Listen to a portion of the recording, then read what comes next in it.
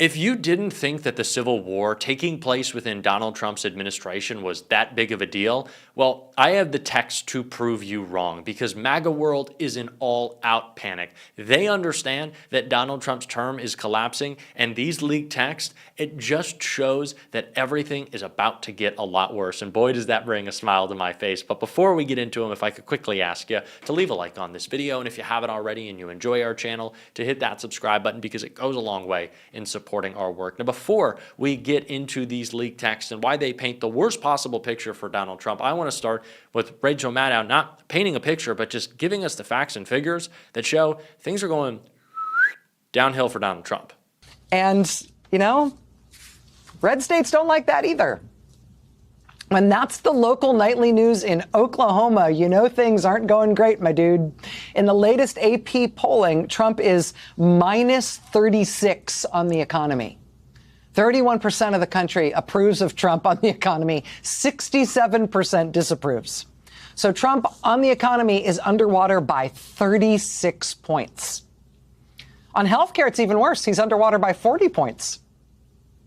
And that poll ended before today, which is the deadline for people to sign up for their health plans under the ACA, which is tens of millions of people in this country.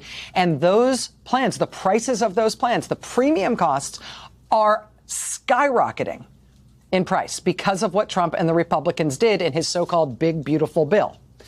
What they did to destroy healthcare premiums in terms of how expensive they are. What they did, that overt policy change they made that costs everybody's health insurance premiums to go through the roof, that starts hitting people officially today.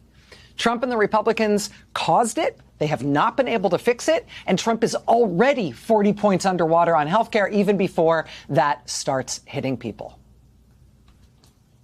I mean, there is a lot going on right now. And frankly, all of it that points back to the Trump administration and its own actions right now is basically a debacle.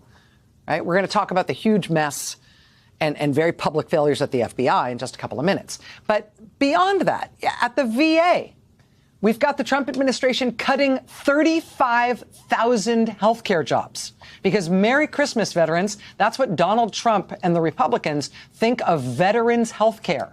They are cutting 35,000 doctors and nurses and other healthcare jobs at the VA. Merry Christmas.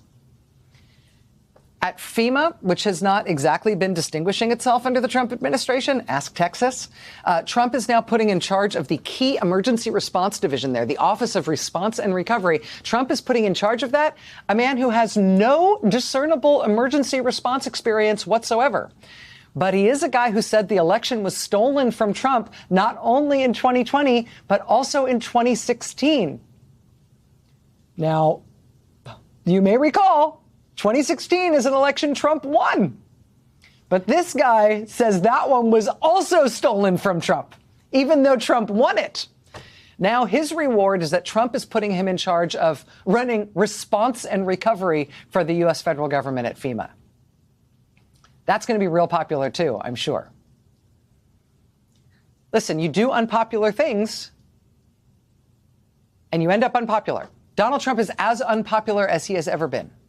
And smart politicians all over the country are figuring that out. Gavin Newsom, Democratic governor of California, is crowing today about California chasing Trump's illegal National Guard deployment out of this state. Gavin Newsom is also hiring away from Washington, D.C., from Trump's now broken federal government, the most prominent public health officials in the country and therefore in the world. He's hiring them away to leave Washington and come work for California instead, where their work is valued and they can do world-class public health work here. Come work for a real government, not the clown show that Trump is operating in Washington when he's not sneering at murder victims. He is underwater on every conceivable issue. There is nothing that Donald Trump can lean on. It's not even like when earlier in his term he thought the answer would be, let's just like turn on the bigot spigot and ramp up the racism and do, more border stuff and talk about the what does he like to say always, the caravans, and he pretends that he invented that word because he's a moron. It's just not going to work for Donald Trump, because not only do Democrats and independents hate him, but right now people within MAGA do as well, and that's what these leaked texts reveal. gotten so many texts, Trump insiders admit panic over rogue MAGA figurehead. The White House officials are in full-blown panic over a growing fracture within the MAGA movement, led in large part by right-wing influencer Candace Owens, according to a senior Trump official who spoke with Zateo. "I have gotten so many texts asking, what are you guys going to do about Candace Owens?" said a senior Trump official, speaking with Zateo under the condition of anonymity. "What can I do? Delete the internet?" Once a staunch defender of Donald Trump, Owens has since soured on the president and has become among the most vocal critics, joining the likes of other prominent right-wing figures like Tucker Carlson and Megyn Kelly, who have created a rift in the MAGA movement. The rift was on full display last week during Turning Point USA's annual America Fest conference, where right-wing figures like Ben Shapiro openly attacked Owens, Carlson, and Kelly for promoting conspiratorial nonsense. And while the Trump-aligned figures have often tried to dismiss Owens and Carlson as irrelevant and not part of the MAGA movement, behind the scenes, Trump officials are taking the rift seriously. "Our MAGA civil war is spreading," a senior Trump administration appointee told Zateo, also speaking anonymously. All hell is breaking loose in MAGA. I'm just going to keep smiling through this video because it's just so great to say. It is so beautiful. It is so delicious. I cannot wait to talk about it more because also, at the same time as MAGA is turning on itself, Democrats are waking up to the power that we have, fighting back in real ways, and on one of the most important issues to destroy this administration and hit them where it hurts, and that's healthcare. Rachel Maddow broke it all down right here. So the deadline for Americans who want to sign up for health insurance for January 1st under the Affordable Care Act. That deadline is midnight tonight, less than 3 hours from now.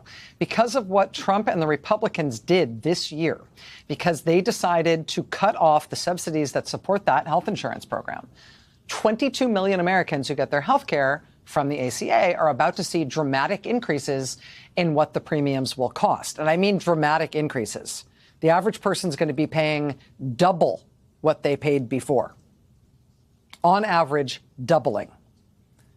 Now, to be clear, the reason those costs are about to skyrocket is not because of inflation or some new unforeseen problem in our healthcare system. This is an entirely man-made problem. It is entirely a Republican-made crisis. This is a we hit the wrong button problem. Oops, we flipped the wrong switch. Now what's happening? A problem created entirely by President Trump and the Republicans in their legislation that they passed this year. And this disaster, this impending economic disaster for more than 20 million Americans has led to a deluge of pressure on frontline swing district Republicans who are hearing now from very unhappy citizens in their home districts who are being put in a totally untenable position. I mean, headline from the Washington Post, rank and file Republicans feel heat from constituents on health care. Headline from the Associated Press, swing district Republicans brace for political fallout if health care subsidies expire. Headline from Politico, frontline GOPers caught in healthcare jam. I mean, despite all of that pressure and their recognition that actually this is a real problem, this is not a messaging problem, this is a real problem, Republicans still haven't been able to get it together to do anything. And that's in part because they have a problem at the top. Their leader, their president, has been totally AWOL on this. His main contribution to the discussion about this problem thus far has been to say about what's about to happen to people's health insurance. He said, quote, "Don't make it sound so bad." Trump dismisses question about skyrocketing healthcare costs. Quote, "You make it sound so bad." Quote, "Well, don't make it sound so bad. It's really bad. But please don't say so." That's his plan. Meanwhile, we're also seeing his administration really destroy the world's gold standard public health system, firing experts at the CDC, installing a whole flock of quacks in the upper echelons of the nation's health agencies, rolling out, inevitably, a QAnon convention's wish list of bizarre changes to vaccine protocols that seem to be mostly based on things people read in the comments section on YouTube videos. As I mentioned earlier, this weekend we learned that the Trump administration also plans to eliminate more than 30,000 healthcare jobs at the Department of Veterans Affairs. So Merry Christmas to veterans on that one. The hollowing out of our public health systems in this country under Donald Trump has led to a really interesting dynamic that we've been keeping an eye on for a few months here. Democratic-led states essentially picking up the slack where our federal public health systems are being destroyed. This is something that could really fundamentally reshape governance in this country and how we live. It could fundamentally reshape the difference between states and what it's like in blue state America versus red state America. I mean, you may remember back in August when Health Secretary Robert F. Kennedy Jr. abruptly fired the head of the CDC. It led to a wave of resignations from other top officials at that agency. Well, today, California's Democratic Governor Gavin Newsom announced that he has hired that former CDC director and the chief medical officer who quit along with her. Those two former CDC officials will now lead California's effort to, quote, fill the vacuum left by the Trump administration's systematic retreat from science and evidence-based public health.